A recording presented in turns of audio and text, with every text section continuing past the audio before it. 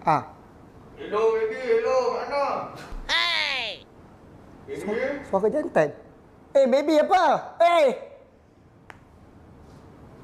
Oh, curang.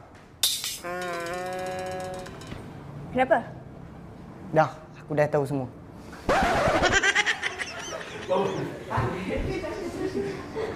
Kau tahu apa? Rupanya mentang-mentang aku lelaki miskin yang kamu anggap hina, kamu sanggup buat kat aku macam ni.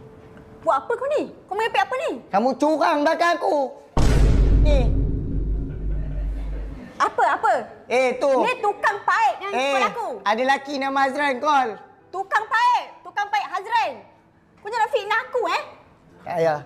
Cukup lah sampai sini. Tapi kamu kena tahu. Kalau esok aku dah ada kat atas, orang macam kamu aku takkan pandang.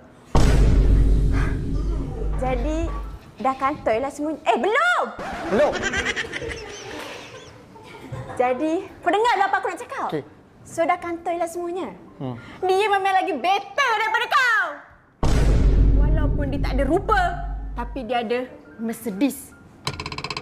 Lebih baik aku naik kereta yang ada aircon daripada naik motor berhujan dengan kau. So, nak putuskan aku? Putuslah! Cepat putuskan aku! Putih, beramboi.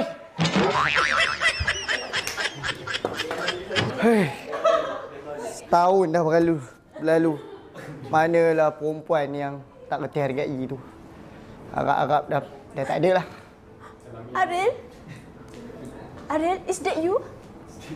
Hidup! Ariel, tolong aku, Ariel. Laki tu kaki judi. Ariel, tolong ambil aku balik. Tak payah.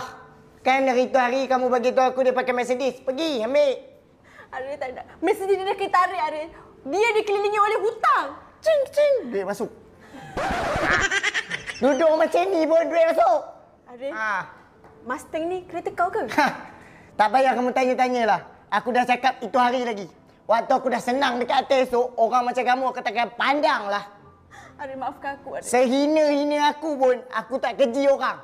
Ya? Ariel, aku tak bermaksud macam tu, Ariel. Dah, cukup. Cukup lah sampai sini. Aku dah tak nak ada apa-apa lagi dengan kamu. Ariel, maafkan aku, Ariel. Aku memang dah tak nak lah. Abang Alip kereta abang dah siap. Luar dalam siap vacuum. RM75. Terima kasih. Okey.